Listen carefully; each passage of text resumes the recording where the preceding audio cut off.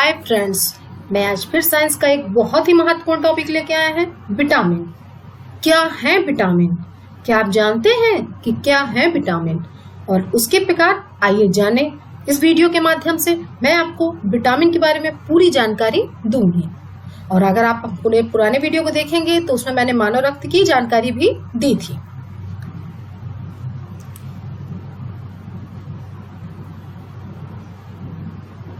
Vitamins, अब तक 13 vitamin ज्ञात हैं।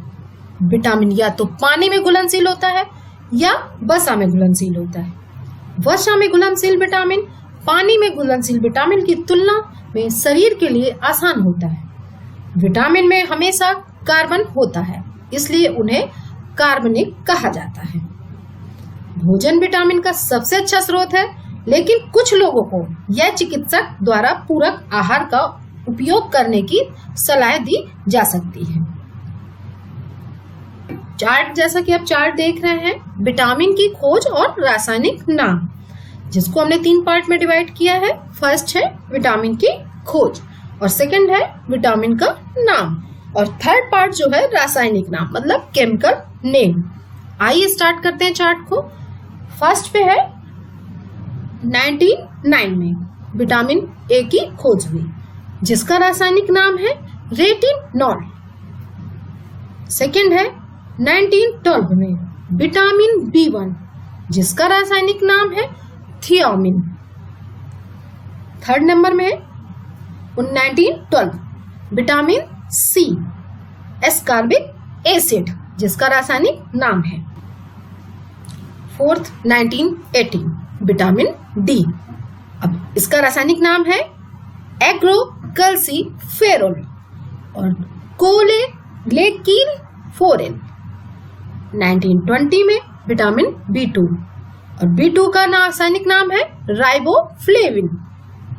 1922 में विटामिन ई, जिसका रासायनिक नाम है टोकोफेरोलस टोकोट्रिनॉल।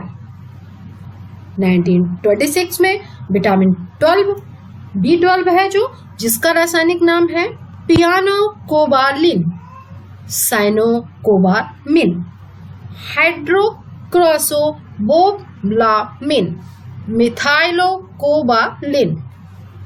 1929 में विटामिन के की खोज हुई, जिसका रासायनिक नाम है फाइलोक्विनोन मेनक्विनोन।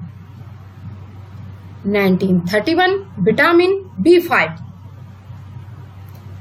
Pantothenic acid. 1931 में विटामिन B7 भी, जिसका रासायनिक नाम है बायोटिन।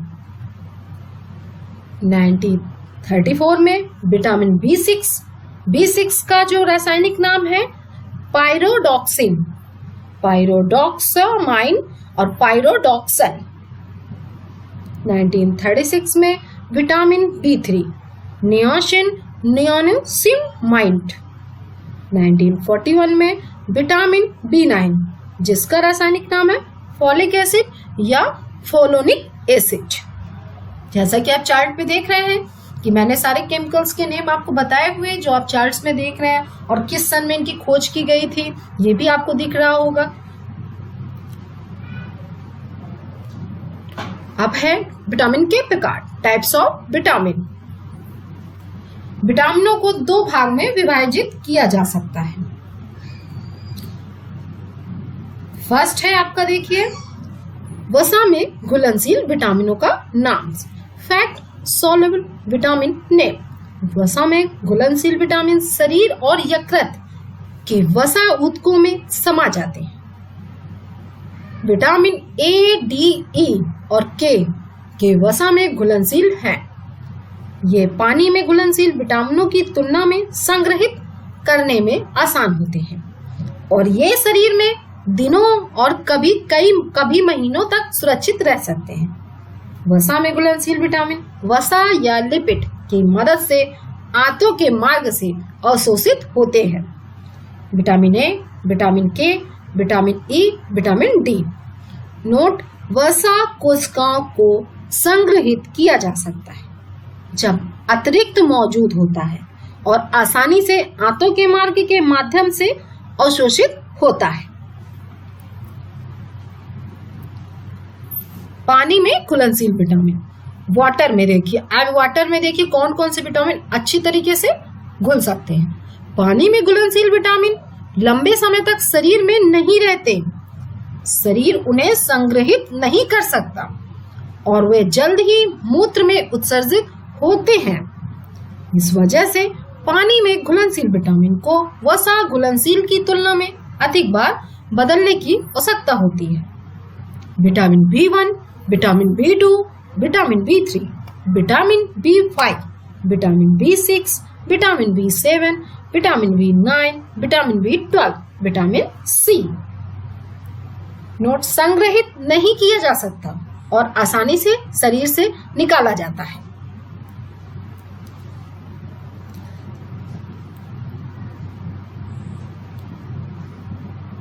विटामिन ए, कमी से बीमारी। विटामिन ए की कमी से बीमारी रतौंधी हो जाती है।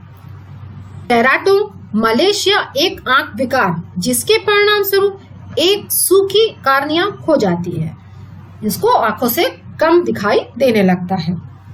अब इसके स्रोत क्या हैं कि जिससे इसकी कमी पूरी की जा सके? लीवर, कॉर्न लीवर, ऑयल, गाजर, ब्रोकली, शकरकंद, मक्खन, केला, पालक, कद्दू, कोलार्ड, ग्रीन्स, कुछ चीजें अंडा, खुबानी, कैंटोलॉप, तरबूज और दूध, जिसको अच्छे से सेवन करने से विटामिन ए की कमी दूर की जा सकती है। विटामिन B1, इससे होने वाली बीमारी को बेरी-बेरी वर्निक कोर्साकॉफ सिंड्रोम्स कहते हैं। इसके जो स्रोत हैं खमीर, पोर्क, अनाज के दाने, सूरजमुखी के बीज, ब्राउन राइस, साबुत अनाज, राई, शतावरी, केला, फूलगोभी या आलू, इन सब के सेवन से विटामिन B1 की कमी को पूरा किया जा सकता है।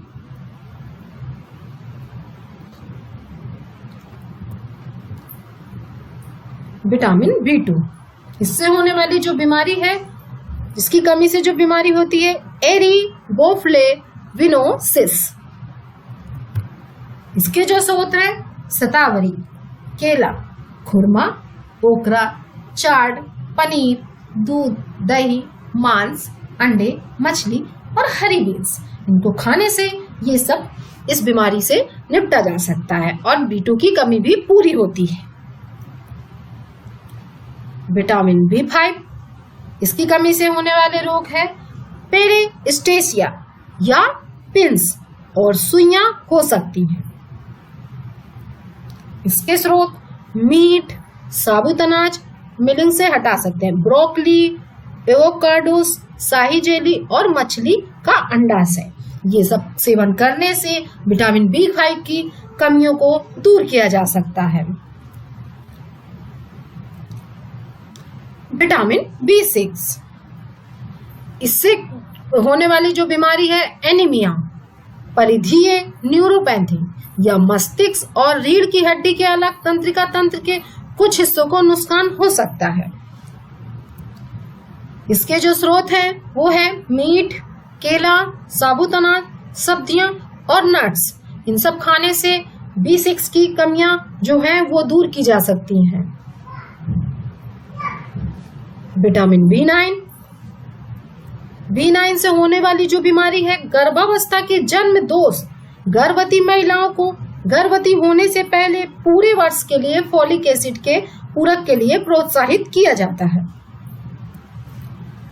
इनके स्रोत हैं पत्तेदार सब्जियां, फलियां, यकृत, बेकार या खमीर, कुछ गढ़वाले अनाज उत्पाद और सूरजमुखी के बीज, फलों की मध्यम मात्रा जैसे बियर।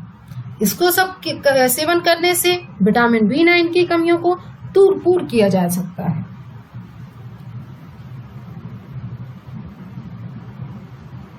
विटामिन B12, इसकी से होने वाली जो बीमारी है वो है मेगालोब्लास्टिक एनीमिया हो सकता है। एक ऐसी स्थिति जहां अस्थि मज्जा असामान्य रूप से बड़े असामान्य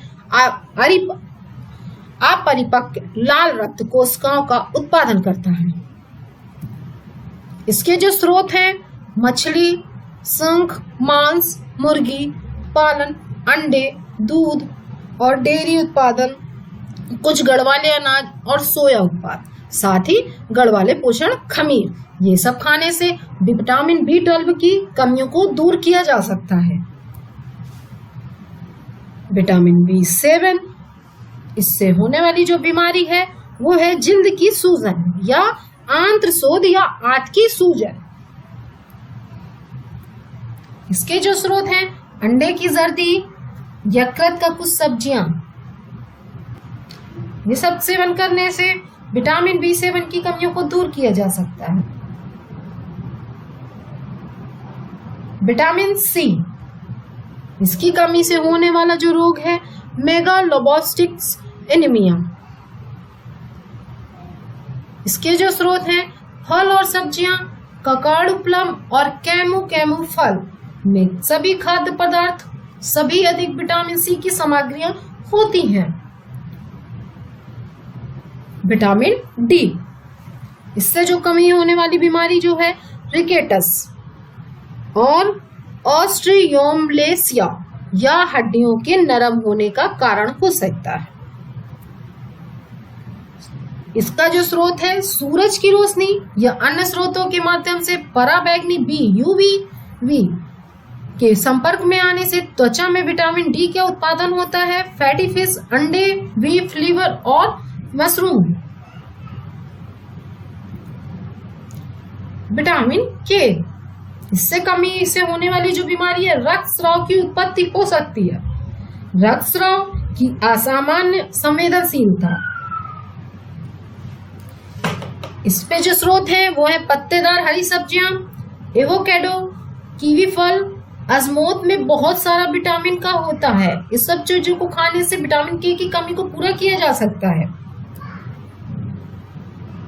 विटामिन B3, इसकी कमी से होने वाली जो बीमारी है वो है डायरिया, डर्माटाइटिस, मानसिक अशांति लक्षणों के साथ कमी में प्लेग्रा हो सकता है। इसका जो स्रोत है हृदय, किडनी, चिकन, बीफ मछली, टूना सामान, दूध, अंडे, एवोकाडो, खजूर, टमाटर, पत्तेदार सब्जियां, ब्रोकली, गाजर, शकरकंद, शतावरी, मेवे, साबुत अनाज, फलियां, मशरूम और शराब बनाने वाला है खमीर। जिन सब चीजों से सेवन करने से विटामिन B3 की कमियों को पूरा किया जा सकता है। विटामिन E, इसकी कमी से इससे नवजात शिशुओं में हेमोलिटिक एनीमिया हो सकता है। यह एक ऐसी स्थिति है जहां रक्त कोशिकाएं नष्ट हो जाती हैं और रक्त से बहुत जल्दी हटा दिया जाता है। इसके स्रोत कीवी फल, बादाम, एवोकेडो, अंडे, दूध, नट्स, पत्तेदार हरी सब्जियां, बिना गर्म किया हुआ वनस्पति तेल, गेहूं के बीज और साबुत अनाज, ये सब का सेवन करने से विटामिन E की कमी को पूरा किया जा सकता है। कोरोना की अब तक कोई दवा नहीं बन पाई है। डॉक्टर कह रहे हैं कि इस वायरस से शरीर की रोग प्रतिरोधक क्षमता ही लड़ रही है। विटामिन शरीर को स्वस्थ रखने में अहम योगदान करते हैं। ये पूरी जानकारी आपको कोरोना वायरस से लड़ने में मदद कर सकती है। कोशिश करिए अच्छे चीजों खाइए, अच्छे पौष्टिक चीजों को खाइए, जिससे सारी विटामिन और सारी चीजों की जो शरीर में कमियां हैं वो दूर हो जाएंगी, जिससे आप हर बीमारी से लड़ सकते हो। बीमारियां जो हैं वो विटामिन जो होता है जो आपके शरीर की एनर्जी को बढ़ाता है, उसी एनर्जी के कारण आज आप स्वस्थ दिखोगे। Thanks for watching this video. If you like this video, please subscribe this channel, like, share and comment. अगर आपको ऐसे ही बहुत इंटरेस्टिंग वीडियो देखने हैं तो कॉन्टेस्ट कॉटेज से जुड़िए। अभी हमने जो कॉन्टेस्ट कॉटेज पे मनोरथ और अच्छे वीडियोस को डाला है उसकी लिंक हमारे डिस्क्रिप्शन बॉक्स में मिल जाएगी। आप इन वीडियोस को देखना मत भूलिए, बहुत ही इंटरेस्टिंग है और बहुत ही सिंपल तरीके से आपको हम जानकारी दे रहे हैं। इसलिए कॉन्टेस्ट कॉटेज से जुड़े रहिए। कॉन्टेस्ट कॉटेज से जुड़े रहने के लिए धन्यवाद। Thank you so much.